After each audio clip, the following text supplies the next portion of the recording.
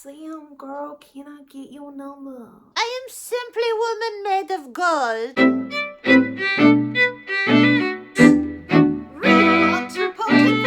So hard being famous. These are all the books I got in the... Why am I yelling? Oh.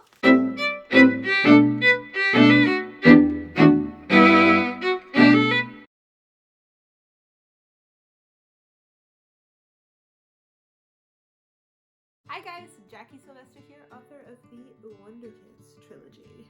Throw me a copy, Suzanne. Oh! There it is.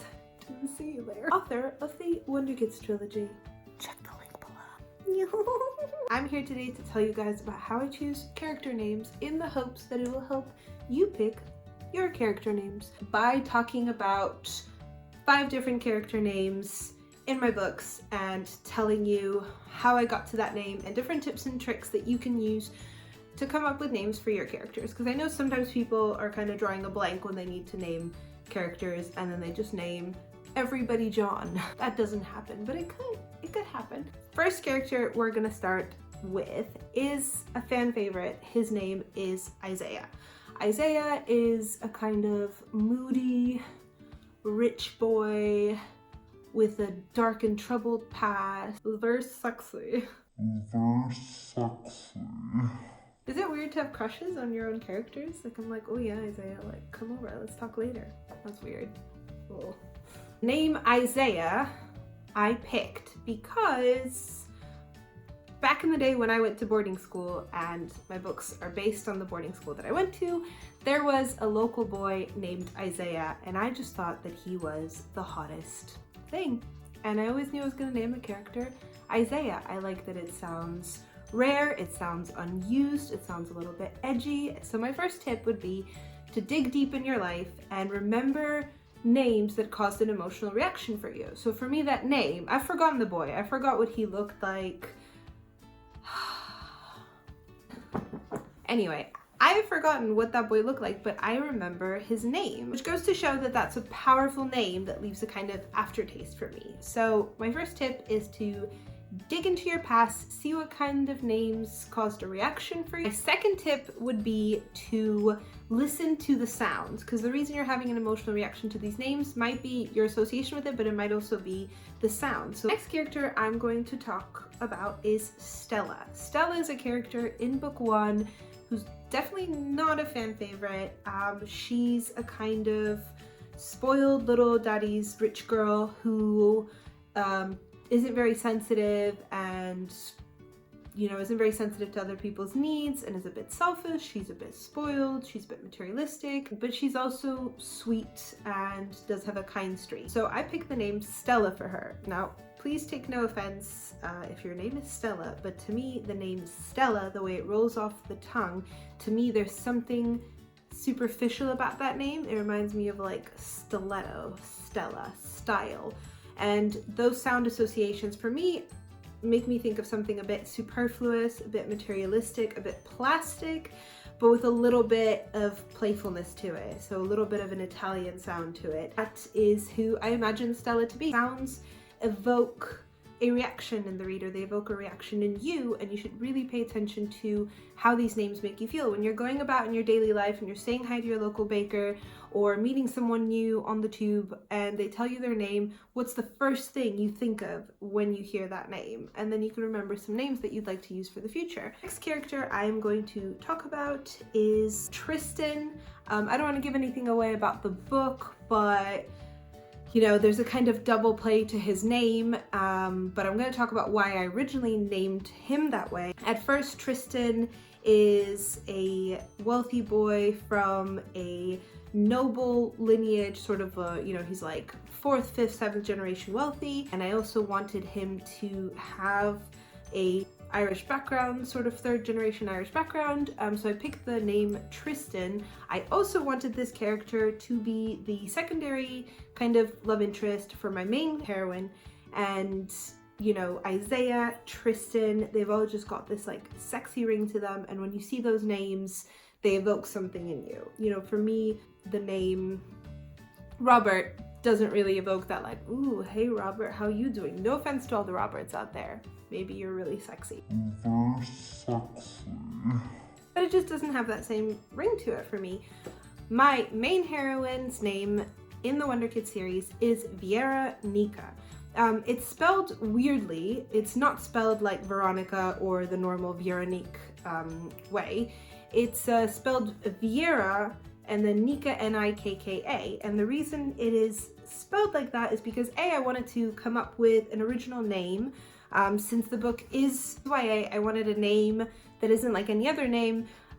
Because it's memorable. It's really good to have memorable names in YA because then you have the fandom for that book, you've got merch for that book, and it's good when a name is kind of really sticks out and maybe there's not any other heroine under that name, because especially if your book isn't, if you don't already have 6 bestsellers and your book is kind of new, it's really great if your main character has a memorable name, because if 2 people are talking to one another and they're like, oh, my favorite character is Megan, and it's like, well, Megan from which book? There's 1,000 book Megans, but if you've got a made-up name like Katniss, maybe Katniss is a real name, I'm not sure, but you've got Katniss, you've got Tris, Hermione, which I know is a real name, but you've got these names in YA that really stick with you. And if you're wearing a shirt that says I love Tris, I love Katniss, I love Hermione, everyone in the YA fandom knows exactly who you're talking about, and it's great for names to have that memorable side to them. So if you are writing YA, I suggest you make a few of your character names a little bit on the odd side, a little bit on the made-up side, because they're easy to remember and they're easy for fans and readers to get attached to and for them to know what other people are talking about. So my character is named Vieira Nika because I like the sound of it and I want to make up a name, but also because my grandmother's name is Vieira, which means belief, and my little brother's name is Nicholas, and I wanted to combine those names as a kind of homage to both of them, so I called my heroine Vieira Nika. In short, people call her Nika, which I also really like the sound of, and I like the way it rolls off the tongue. It sounds foreign, it sounds, again, edgy, it sounds like Nika, like she's a bit of a badass and she could kick your ass. No. And she could kick your ass, so I like that name. Another character name that I'm really attached to is Simon from the Wonder Kids series. Simon is a math genius who is on a scholarship at Wildwood Academy, the academy described in the book, and he is 3 years younger than everyone else, and I wanted a name that really also fit the way I saw him. So I picked Simon because he's a character of Jewish descent like myself, and the name Simon kind of evoked that for me, and also I really needed him to have a nickname that would show the reader that he's so amazing at math that his nickname comes from that. So his nickname is Sums. So I've always kind of wanted to name him something that would, have this kind of math sound to it, but then I need to pick a longer name that fit with his background and culture. So my other advice would be, when picking a name, to think about what the nickname is for that name, because that is very important. If you're writing about teens, they do tend to call each other by nickname. And another thing would be to think about the lineage and culture of that character. That is one of the easiest ways to come up with names, is when you decide, where's my character from? Where did they grow up? What year were they born in? All of these things will give you indicators of how to name your characters. So if you know that you've got a character that was born in the late 80s, and maybe they were raised in Russia, like where my parents are from, then that is going to give you a set amount of names to pick from. Of course, you can make up a name, you can make it sound a certain way, but if you want to make life easier for yourself and you're blanking on a name, you can literally, pick a year that your character is born in, pick a place, pick his lineage, his culture, and that will give you so many ideas. And then just look it up and decide who that name, what kind of personality that name should evoke from your reader, and what you want them to feel when they see it. And after that, I think you're really gonna have like a good set list of what to name your characters. That's my dog. Laika. actually, I'm going to tell you how I named my dog because this is apt in this situation. So my dog's name is Laika. If you haven't fallen in love with her yet, you should go to my Instagram, linked below, and you should fall in love with her. She's the sweetest husky in the world.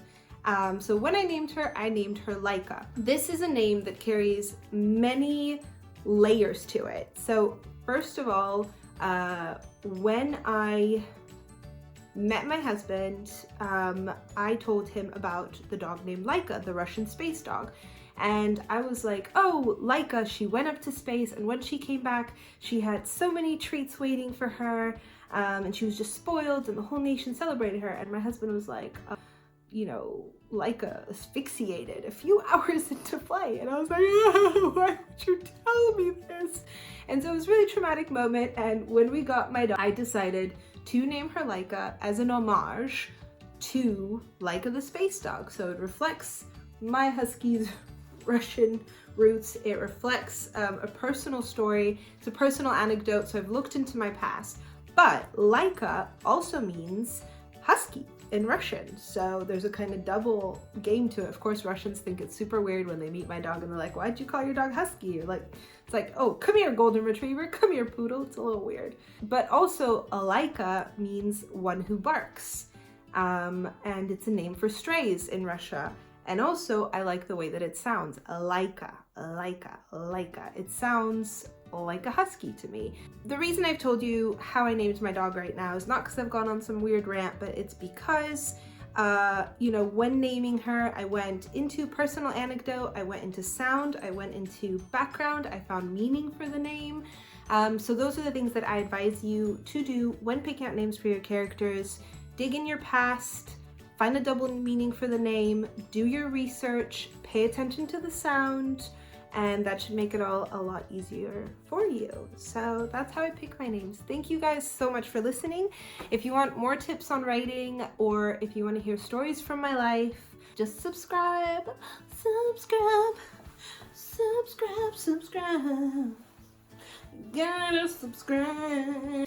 Just subscribe to my channel, and I will see you soon with more videos. Bye. Bye.